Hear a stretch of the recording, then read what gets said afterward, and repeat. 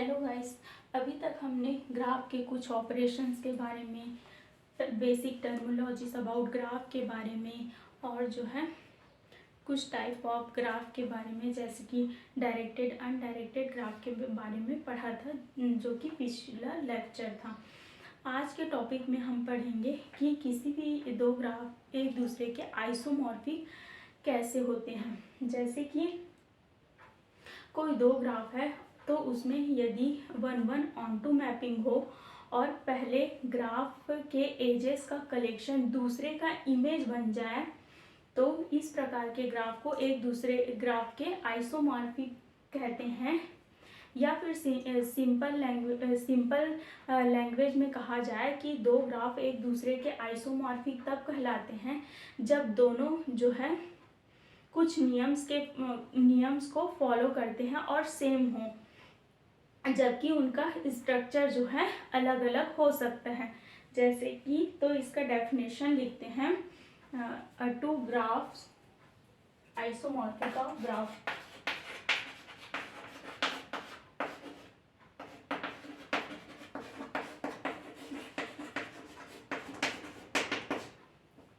To graph G1 V of and G2 V of P is isomorphic to each other if they have 1:1 mapping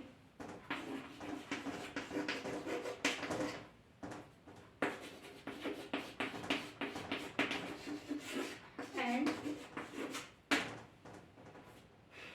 image of, अगर जो है पहले vertices में A B कोई edges हो, A B type के collection का कोई एजेस हो जो कि पहले ग्राफ के एजेस में हो, E1 और G में हो, तो जो है आइसोमॉर्फिक ग्राफ में जो है इनका इमेज जो है ग्राफ ऑफ टू के इमेज के कलेक्शन में बिलोंग करता है। जैसे कि F और FB जो है कहाँ होंगे, E2 और G में होंगे। तो इस प्रकार के ग्राफ को आइसोमॉर्फिक ऑफ ग्राफ कहते हैं। तो सपोज एग्जांपल से समझते हैं कि इनका ग्राफ आइसोमॉर्फिक कैसे होता है।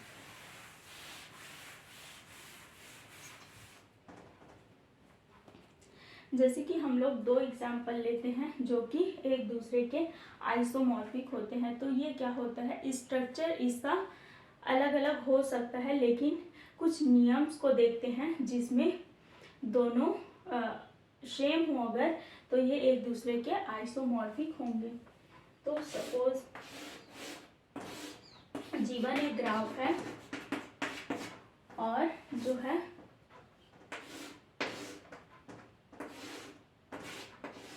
G2 एक ग्राफ है।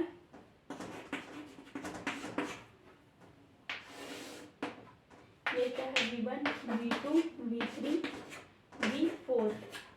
उसी प्रकार से ये क्या है, V1 V2 V3 और V4। और एजेस क्या है, तो वर्टिसेस का कलेक्शन क्या है इसका, V ऑफ G क्या है, V1 V2 V3 और V4। और एजेस का कलेक्शन क्या है, A B C D, A B C D और E। और उसी प्रकार से दूसरे ग्राफ में वर्टिसेस का कलेक्शन क्या है, G ऑफ G2 और V2 ऑफ G में V1 V2 V3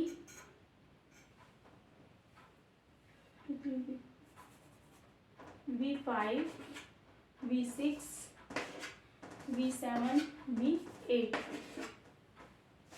क्या है इसका वर्टिसेस का collection, V5 V6 V7 V8 type का कोई कलेक्शन है। और इसका एजेस क्या है, एफ जी एच आई जे। इसके एजेस का कलेक्शन क्या है, इंटू ऑफ जी क्या है, एफ जी एच आई जे। इसके एजेस का कलेक्शन है। तो इसमें देखते हैं कुछ नियम्स, अगर ये इस नियम को फॉलो करते हैं तो ये क्या होंगे, एक दूसरे के आइसोमॉर्फिज्म होंगे। तो जो है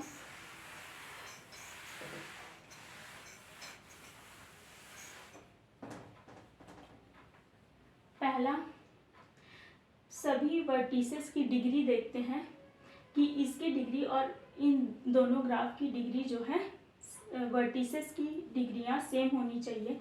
दूसरा ये है कि नंबर ऑफ वर्टिसेस सेम होने चाहिए, और जो है डिग्री सीक्वेंस क्या होना चाहिए, दोनों ग्राफ का सेम होना चाहिए।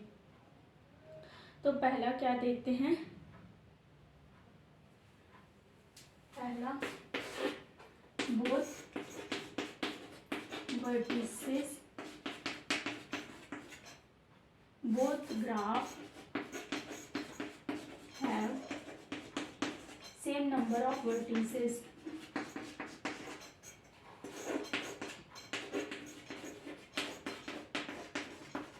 पहला ये प्रॉपर्टी देखते हैं कि दोनों ग्राफ में सेम नंबर ऑफ वर्टिसेस है कि नहीं। तो same number of vertices count करते हैं, 1 2 3 और ये 4 नंबर ऑफ वर्टिसेस हैं पहले ग्राफ में, और दूसरे ग्राफ में भी क्या है, 4 नंबर ऑफ वर्टिसेस है, 1 2 3 और ये 4 नंबर ऑफ वर्टिसेस हैं। तो पहला नियम फॉलो करता है कि both graph have same number of vertices. दूसरा क्या है, both must have same number of edges. दूसरा क्या है, both must have same number of edges. तो इसमें देखते हैं कि एजेस की संख्या क्या है, 1 2 3 4 5। एजेस की संख्या क्या है, 1 2 3 4 5। तो ये दोनों के एजेस क्या हैं, एजेस भी सेम है। तीसरा देखते हैं कि डिग्री सीक्वेंस, इन दोनों ग्राफ के डिग्री सीक्वेंस सेम है कि नहीं है। तो degree sequence same number of degree sequence.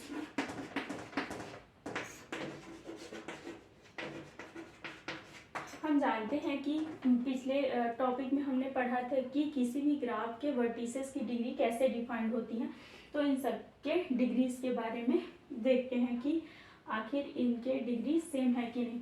तो जो है V1 की डिग्री क्या है, V1 की डिग्री 3 है, क्योंकि ये 3 नंबर ऑफ एजेस से कनेक्टेड है। V2 की 2 है, V3 की 3 है और V4 की 2 है। तो क्या है, डिग्रियाँ V1 V2 V3 और V4 के ग्राफ 1 में जो है 3 2 3 और 2 है। तो डिग्री सीक्वेंस को जो है डिक्रीजिंग ऑर्डर में लिखा जाता है हमेशा। तो डिग्री सीक्वेंस क्या होंगे, 3 3 2 2 होंगे ग्राफ 1 में।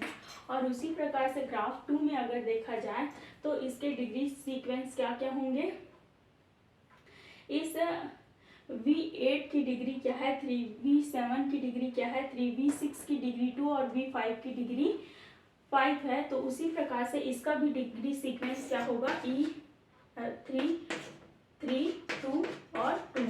तो दोनों की डिग्री सीक्वेंस सेम है। अब लास्ट देखते हैं कि इनका मैपिंग कैसे होता है। चौथा प्रॉपर्टी,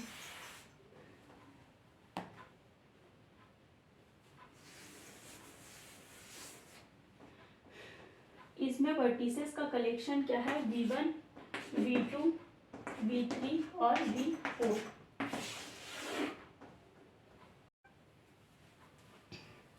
तो चौथा देखते हैं कि इसका मैपिंग क्या है। इसका मैपिंग जो है V3 की डिग्री क्या है 3 है, V2 की डिग्री 2, और V3 की 3 और V4 की डिग्री क्या है 2 है। तो V1 की डिग्री अगर 3 है तो ऐसे वर्टिसेस ग्राफ 2 में देखते हैं जिसकी डिग्री 3 है, तो 8 की डिग्री जो है 3 है, तो इसका मैपिंग इससे करेंगे। और जो है V2 की डिग्री क्या है 2 है, तो इस ग्राफ में देखते हैं कि किसकी डिग्री 2 है, तो V5 की डिग्री 2 है, तो इसका मैपिंग इससे पॉसिबल है।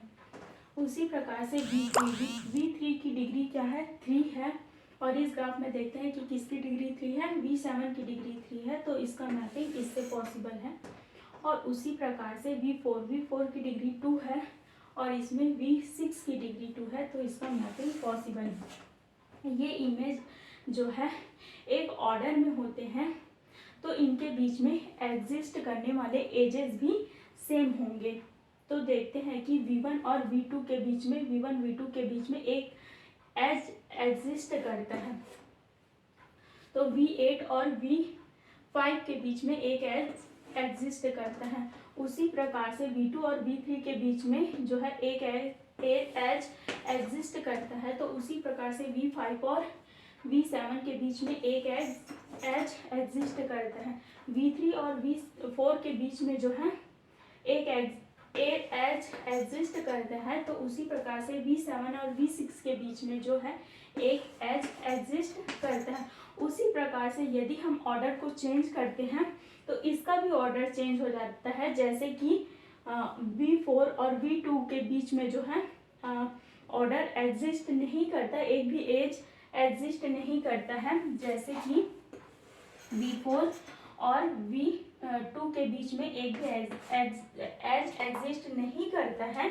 तो उसी प्रकार से इस ऑर्डर के इमेज में भी जो है E4 और E5 के बीच में भी कोई एज एग्जिस्ट नहीं करता है। इस प्रकार से किसी भी ग्राफ के आइसोमॉर्फिक प्राप्त किए जा सकते हैं। अगर मेरा वीडियो अच्छा लगा हो तो इसको वीडियो को सब्सक्राइब करें, फ्रेंड्स के साथ शेयर करें और लाइक करें, कमेंट करें। Thank you.